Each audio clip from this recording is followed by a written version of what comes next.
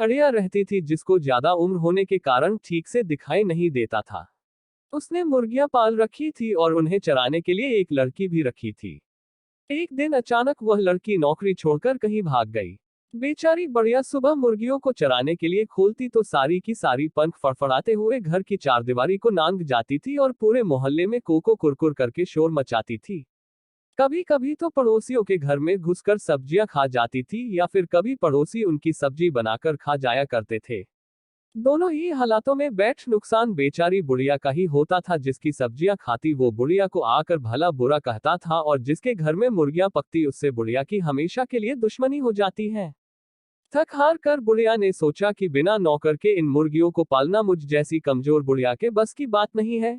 कहाँ तक मैं इन मुर्गियों को हाँकती रहूंगी। जरा सा काम करने से ही मेरा दम फूलने लगता है।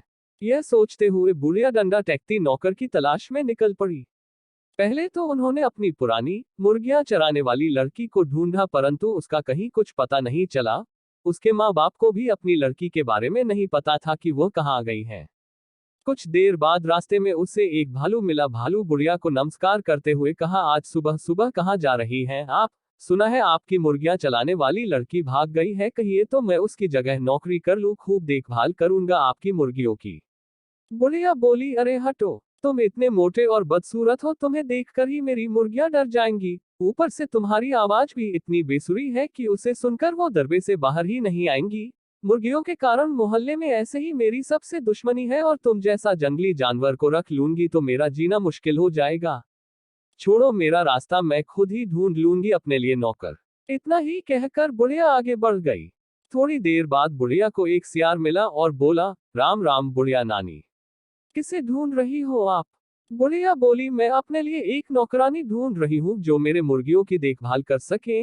मेरी पुरानी वाली नौकरानी इतनी दुष्ट निकली कि वह बिना बताए ही कहीं भाग गई। अब मैं अपनी मुर्गियों की देखभाल भला कैसे करूं? क्या तुम किसी ऐसी लड़की को जानते हो जिसे 100 तक की गिनती आती हो, क्योंकि मेरे पास 100 मुर्गियां हैं जिनको गिनकर दरबे में रख सके। यह सुनकर सियार बोला, बुढ़िया नानी, यह कौन सी बड़ी बात है, चलो अभी मैं तुम्हें एक लड़की से मिलाता हूँ जो मेरे पड़ोस में ही रहती है। वह रोज जंगल के स्कूल में जाती है, उसे 100 तक तो गिनती आती ही होगी। आओ मैं तुम्हें उससे मिलाता हूँ। सियार भाग कर गया और अपने पड़ोस में रहने वाली पूसी बिल्ली को बुला कर ले आया। बिल्ली को देखकर बुढ़िया बोली, हे भगवान, क्या जानवर भी कभी घर के नौकर हो सकते हैं जो अपना काम ठीक से नहीं कर सकते? वह मेरा काम क्या करेगी? लेकिन पूसी बिल्ली बहुत ही चालाक थी। आवाज को मीठा बनाकर बोली, बुढ़िया नानी, आप बिल्कुल परेशान ना हो, कोई खाना बनाना पकाने का काम तो है नहीं जो कर ना सकूं। मुर्गियों की देखभाल करनी है ना, वह तो मैं बहुत अच्छे से कर लेती हूँ। मेरी माँ ने भी मुर्गियां पाल रखी है, मैं उनकी देखभाल करती हूँ और गिनकर दरबे में रखती हूँ। बुढ़िया दादी ने उसकी बात सुनकर उसको नौकरी पर रख लिया। पूसी बिल्ली ने पहले ही दिन मुर्गियों को दरबे से निकाला और खूब भाग दौड़ की, जिसे देखकर बुढ़िया दादी संतुष्ट हो हुई और सोने के लिए चली गई। पूसी बिल्ली ने मौका देखकर पहले ही दिन 6 मुर्गियां मारकर खा गई।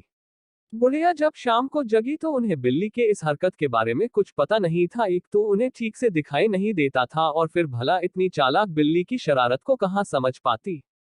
पड़ोसियों से अब बुढ़िया की लड़ाई नहीं होती थी क्योंकि मुर्गियां उनकी सब्जियां नहीं खाती थी। धीरे धीरे बुढ़िया को पुसी बिल्ली पर इतना भरोसा हो गया कि उसने दरबे की तरफ जाना ही छोड़ दिया।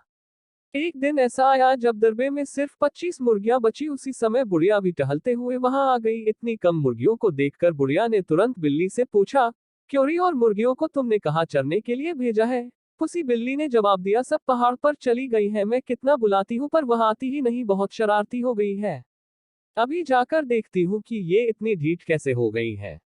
पहाड़ के ऊपर खुले में घूम रही है, कहीं कोई शेर या भेड़िया आ ले गया तो बस। बुढ़िया बड़बड़ाती हुई पहाड़ पर चढ़ गई। वहां सिर्फ मुर्गियों की हड्डियां और उनके पंख पड़े हुए थे। उसे देखकर बुढ़िया पूसी बिल्ली की सारी करतूत समझ गई। वह तेजी से घर की ओर लौटी। इधर पूसी बिल्ली ने छोड़ सोचा, बुढ़िया को आने में अभी वक्त लगेगा, क्यों ना बची हुई मुर्गियों को भी खा लिया जाए। वह उन्हें मारकर खाने जा ही रही थी कि तभी बुढ़िया लौट कर आ गई। यह सब कुछ देखकर बुढ़िया आग बबूला हो गई।